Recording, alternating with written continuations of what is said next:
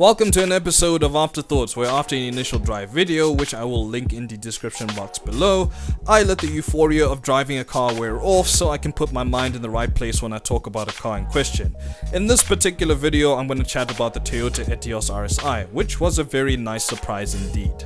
Okay, so before I drove this car, I had to make sure that I drove a normal Etios first, which thanks to Halfway Toyota 4Ways, they courteously let me drive one of their Etioses so I can do a direct comparison of the normal car to the RSI variant. Prior to that, I didn't even bat an eye at the normal Etios at all, and one thing that really irked me about the car was the styling.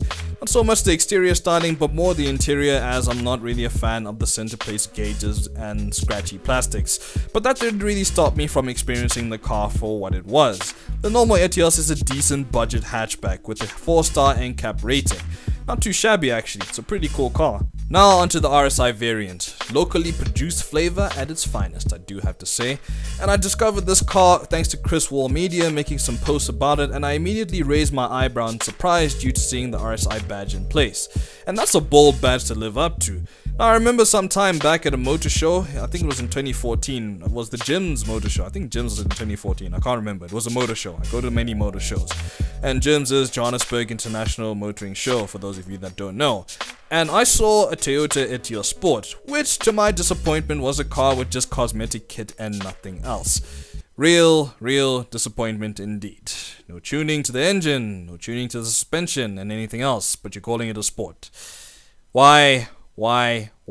It seems Toyota has been pretty dry in the fun car department lately, with the exception of the 8.6 proposed Supra and that new Yaris hot hatch which is coming through. But that is only coming in a long time, and you need something to fill the budget hot hatch segment. And I think the Etios RSI is a good contender for that.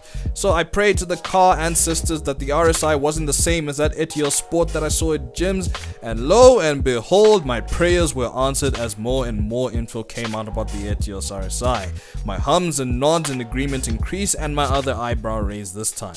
It was then that I knew that I had to drive this car, and drive I did.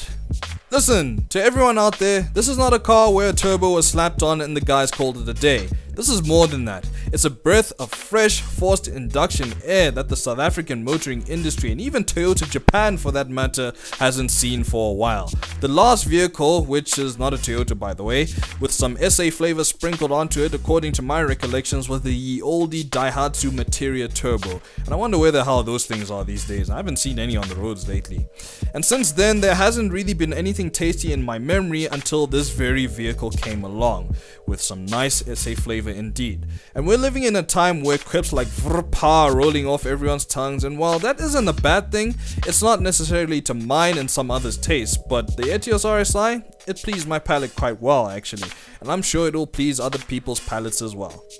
You can feel the refinements, quality, enthusiasm, love, knowledge and care that has gone into the Etios RSI, and I have to say that it was a real fun drive indeed. And you hear how it rolls off the tongue nicely? Etios RSI. And mind you, this was a prototype I drove, and it was in the rain, which is pretty much a privilege indeed, and it's quite amazing to drive in the rain, I really do have to say. And the RSI encouraged me to push it further and further. Not only that, I didn't even feel weary when I punched it because of all the tuning that was done on the car.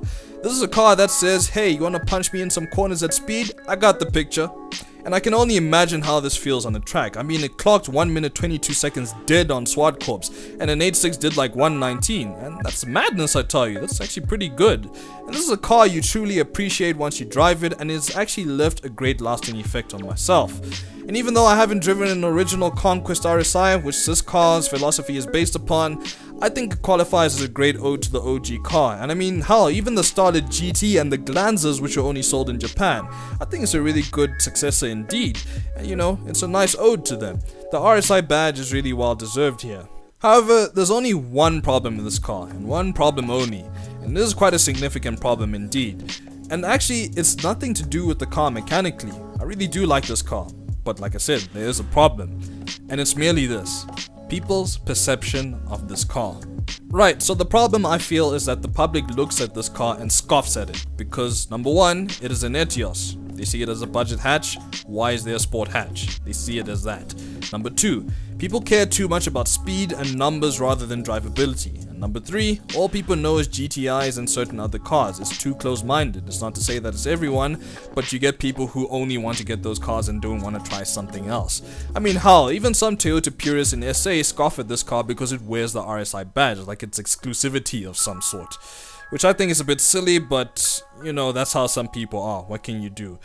And my reply to everyone who scoffs at this car is this: don't knock it till you try it. Surely I can't force you to like it. I mean, everyone likes what they like, granted, but don't hate on this car until you've tried it and formed a reasonable opinion about it. Put aside whatever qualms you have about it. And for those that say, well, I can get a Polo GTI or Fiesta ST used for the asking price of the Etios RSI, means 260k.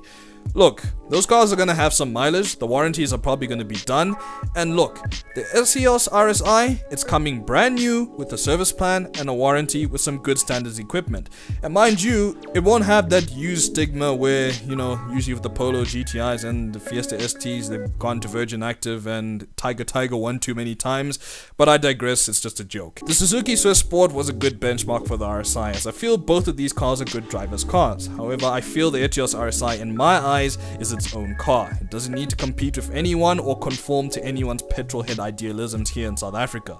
It's skunkworks at its finest. It reminds me a lot of the Cadet GSI, Cadet GSI Superboss. I think I got that name right. And you know, the stimulating Impreza STI and even the Materia Turbo. It's nice to see cars like this. This is a category where I haven't seen cars like this in a very long time. It's out here to have fun, give drivers a great and cumbersome-free experience, and more. And the philosophy behind this car is one for the modern generation of South African motorists to keep note of, and broaden the taste of drivers this side. It's a perfect skunkwork car, I do have to say. Finance-wise, it's nice to have a budget hot hatch to fill the gap between the normal Etios and the GT86. Even this new hot hatch Yaris that's coming, it's nice to have something in between and broadens the range of Toyota. It's almost like the old days of Toyota coming back almost, where there are fun cars with each, you know, model and trim. Right, so one of my last parting paragraphs with this whole afterthoughts is this: Toyota Japan, if you're watching this, then consider this. Remember the days of the Starlet Glanza and the fun small cars you used to have? Maybe consider letting the world feel this car. Take that in for a second.